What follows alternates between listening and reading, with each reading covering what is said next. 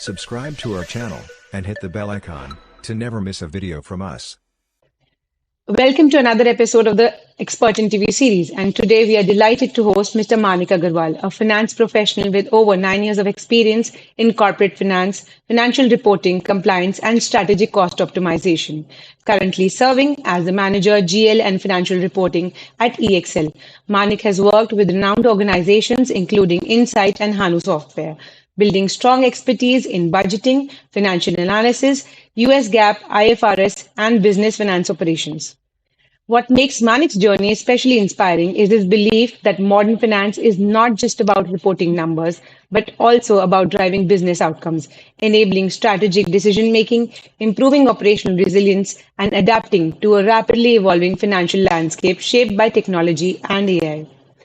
Through this conversation, we will explore his professional journey, insights into financial leadership, cost optimization strategies, and valuable advice for aspiring finance professionals.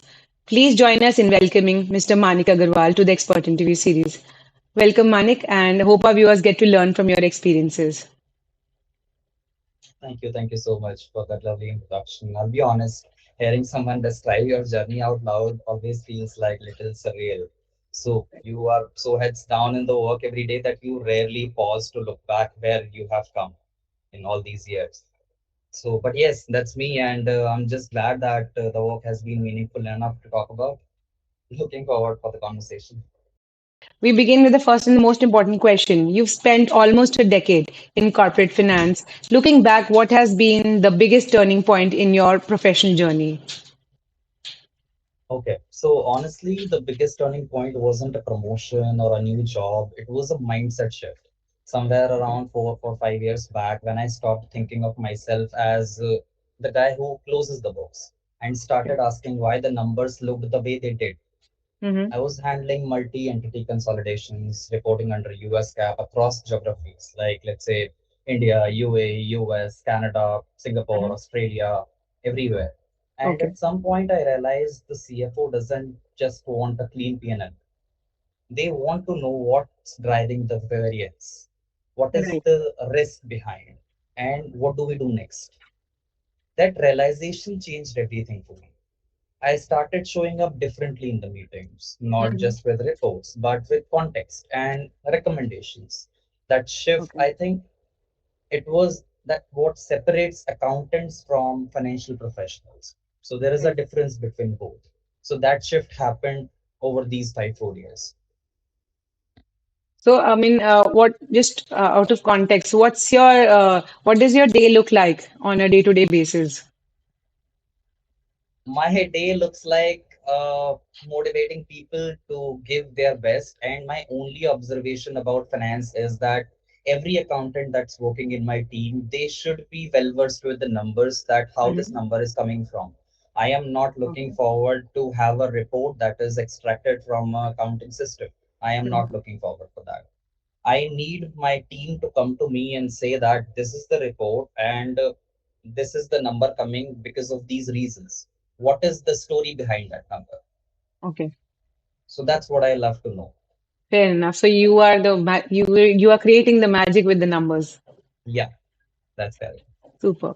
Now, as we also heard in the introduction, you mentioned that finance is about, owning outcomes and not just reporting numbers. How has this mindset shaped your leadership style?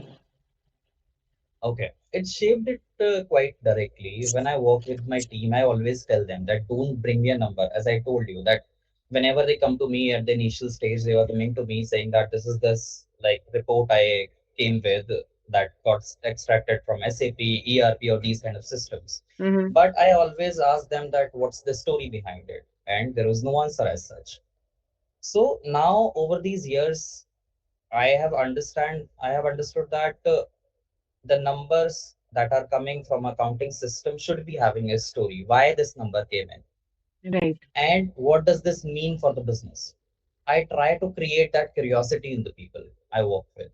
I push my team to understand the business they are supporting, the Hmm. vendors, the revenue lines, the cost drivers, because when you understand the business, your work stops being transactional and starts being valuable.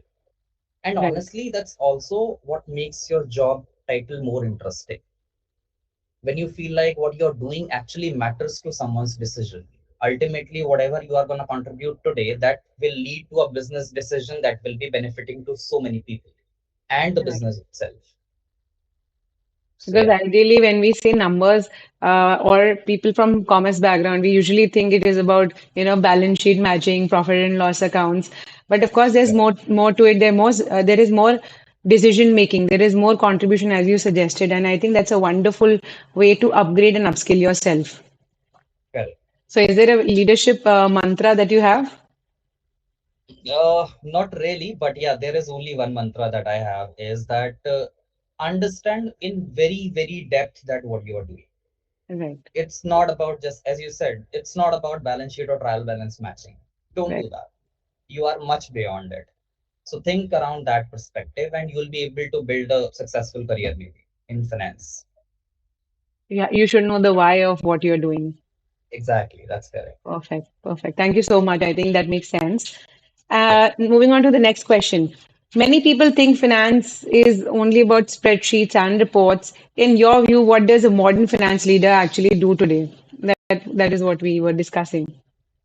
Okay. I get this perception and I understand where it comes from. But the reality today is very different. The modern Mhm. finance leader is part analyst, part business partner, part risk manager, and increasingly part tech evaluator in my Okay, own work.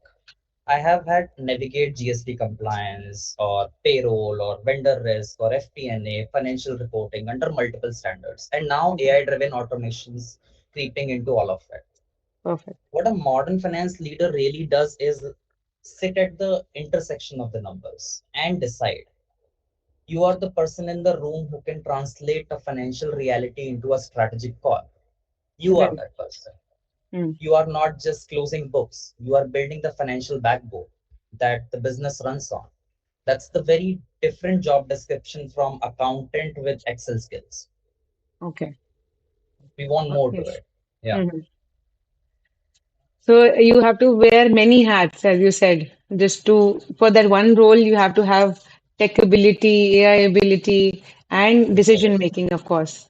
correct, correct. And since you came up with the AI and automation that is, that's the boom right now. So we often hear about it, and there is a traditional finance that we relate to. How do you see technology changing in the future for the financial careers in terms of AI automation? Okay, my honest take, AI is not coming for finance professionals. It's coming Okay, for finance professionals who refuse to evolve. The okay, routine repetitive task, data entry, maybe basic reconciliation, standard reports, yes, those are okay. getting automated. And honestly, they should be. That frees up finance people to do higher value work. Hmm. But the judgment calls, the business context, the ability to walk into the room and say, here is what this means and here is what I recommend. That's still very human. Okay, What I tell people is that stop competing with AI, add data processing. You will okay, lose that. Start using AI as a tool to analyze faster, to spot patterns, to build better models, maybe. The finance professionals who will thrive are the ones who combine domain expertise okay. with tech fluency. AI is much more booming in the market right now. So we need to leverage that at our finance level, whatever we do. That combination is genuinely rare right now. And it's incredibly valuable. So if you Mhm. are the combination of like accountant or finance professional who is having the depth of finance fundamentals plus AI tech solutions, then you are a rare combination Right. today. So you're saying that mundane tasks, repetitive tasks are going to be replaced, of course, but the human touch is still there. It is of course helpful, isn't it? I mean, it is helping you analyze better. It is That's giving correct. you better solutions, but of course, the final touch is yours.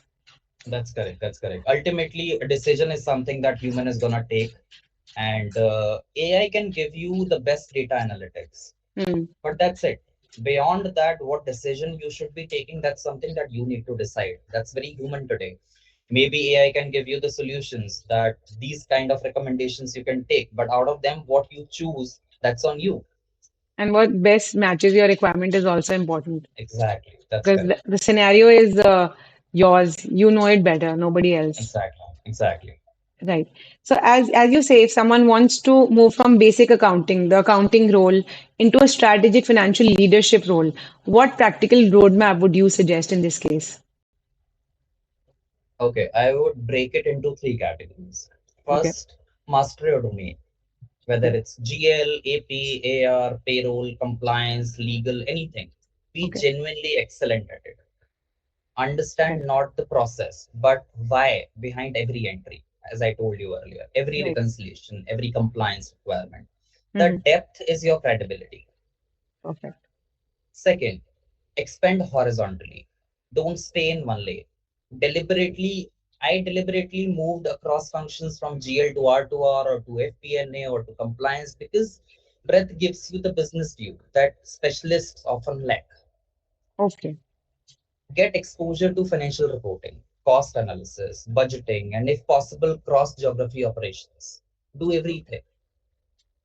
The third, invest in credentials and tools Okay. like CPA, IFRS, US GAAP, Advanced Excel, ERP.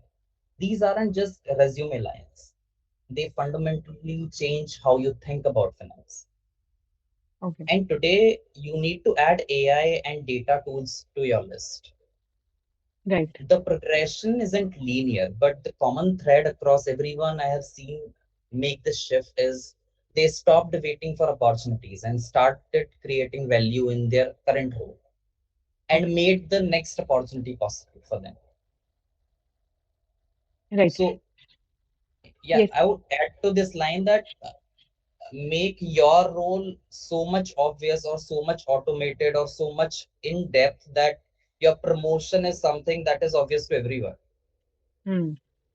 And I think when you said that you have to move horizontally, improve your breadth, you should try out because as fresher, somebody who's jumped into finance, they actually don't know where do they actually excel. So if they try out things and see which domain, which function do they suit best to, I think that makes a lot of sense that they'll be able to identify more.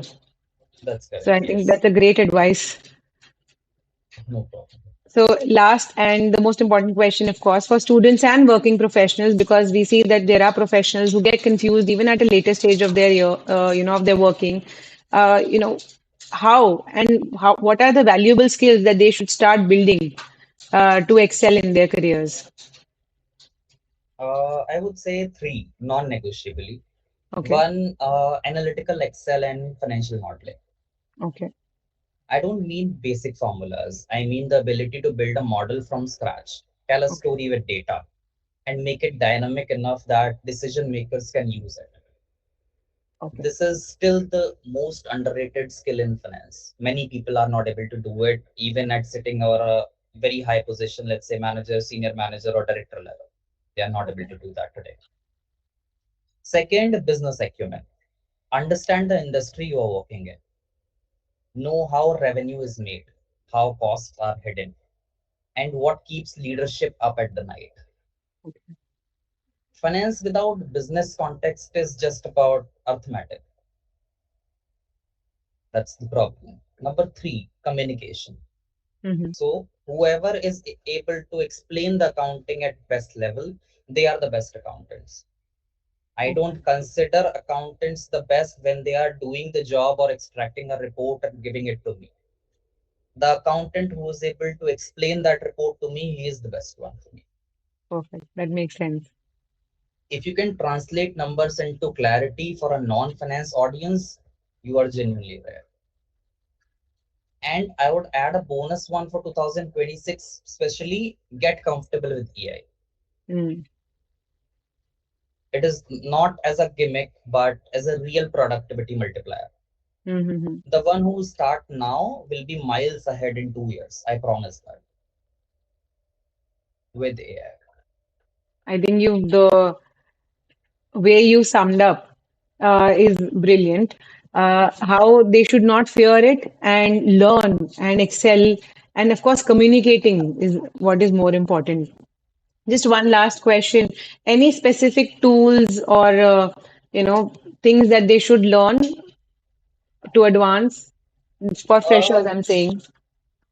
yeah, as I told you earlier as well, that maybe they can start with advanced Excel and Okay. try to build finance models that Okay. companies would like. That's the basic thing they can do. They Mm-hmm. might take help with AI to do that. Today, like multiple AI tools are available in the market. Let's say ChatGPT, Claude, Anti-Gravity, Mm-hmm. Gemini, Grok, or Perplexity, everything. And Right, right. everything is available today. So you can do it with the help of AI as well. But Mm-hmm. even if you're doing that with AI, then make sure that you understand the backstory so that when you are presenting it to somebody, it's not something a surprise to you that how this dashboard has been created. Right. You should understand whatever you Mm-hmm. are presenting. It's not about just that dashboard. It's about everything that you are presenting to your management or going with. That should be valuable enough, and you should be having the story behind it every time. Thank you so much. I think you've added so much value to the interview, and hope those who are watching this get to learn and explore and excel in their field. And we wish Thank the you. best to you for your future Thank endeavors, of course. Thank you so much for having me. This was great conversation. And if there was anything, I hope anyone watching this takes away, it's this: finance is not about back office function anymore. It's the seat at the table. So Right. please go and earn it. It's yours. I think I should end with the applause. I think this is wonderful. Thank you so much. Subscribe to our channel and hit the bell icon to never miss a video from us.